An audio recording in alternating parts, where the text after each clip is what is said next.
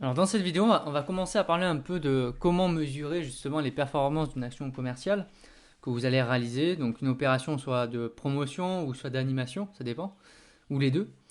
On va voir qu'est-ce qu'un bon indicateur déjà et qu'est-ce qu'un bon objectif. Donc déjà, quel indicateur choisir pour mesurer vos performances. Alors un bon indicateur pour votre performance, il doit satisfaire quatre conditions pour qu'il soit un bon indicateur. Donc, première condition, il faut que cet indicateur il soit fiable.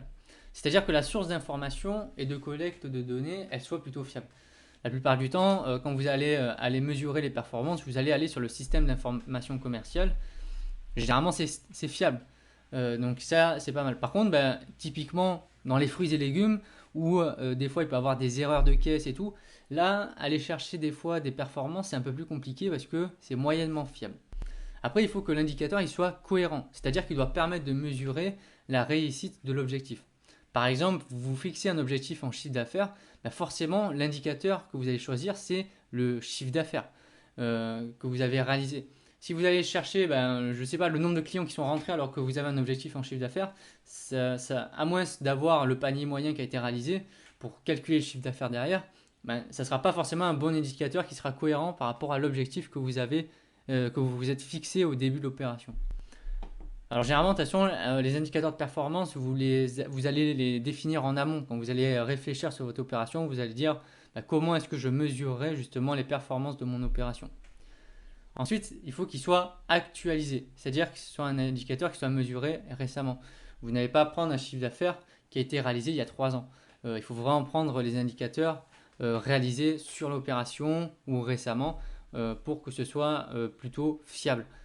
Après, il faut que ce soit aussi un indicateur qui soit clair, compréhensible par son équipe. Demain, vous êtes manager, vous voulez faire un retour d'expérience de l'opération commerciale. Si vous allez chercher des formules ultra compliquées avec des indicateurs que personne n'a jamais entendu parler, bon, bah, votre équipe, ils vont vous regarder avec des grands yeux, ils vont vous dire oui, oui, mais en réalité, ils n'auront rien compris. Donc, prenez des indicateurs qui sont clairs dans des tableaux faits très clairement. Mettez pas 15 indicateurs non plus, parce que sinon, vous allez les paumer tous.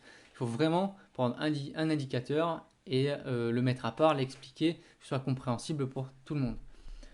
Qu'est-ce qu'un bon objectif maintenant? Puisque vous allez choisir vos indicateurs pour qu'ils soient cohérents en fonction de vos objectifs. J'imagine que vous avez déjà entendu l'objectif SMART. Donc SMART, c'est un acronyme qui signifie ces 5 mots, chaque lettre signifie un mot. Donc le S, c'est pour spécifique.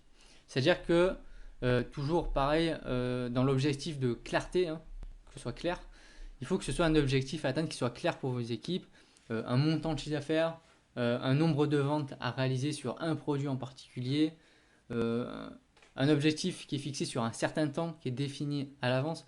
Donc il faut vraiment que ce soit très clair et bien défini à l'avance. Il faut que cet objectif il soit mesurable, qu'on ait la possibilité de choisir un indicateur qui va mesurer la réussite de cet objectif.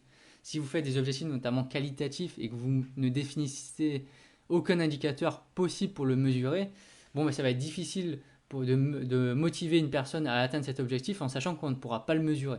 Donc il faut vraiment qu'il soit mesurable. Il faut que l'objectif, et ça c'est super important pour éviter la démotivation, qu'il soit atteignable. Un objectif qui est à la fois trop simple et trop compliqué, ben, il ne va pas susciter une grande motivation de la part de votre personnel. Surtout s'il est très compliqué, il va vite se décourager et il va passer à autre chose. Ensuite, il faut que cet objectif il soit réalisable.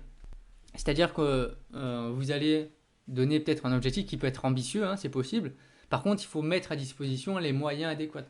Si vous allez donner un objectif à quelqu'un de faire un inventaire trimestriel sur toute la réserve, mais que vous lui donnez juste des feuilles de papier et pas un MSI ou un portable qui va permettre de lui faire gagner du temps, bon, bah, vous vous rendez bien compte que s'il y a 10 000 références à noter sur un bout de papier, bah, c'est difficilement réalisable dans les temps d'un inventaire.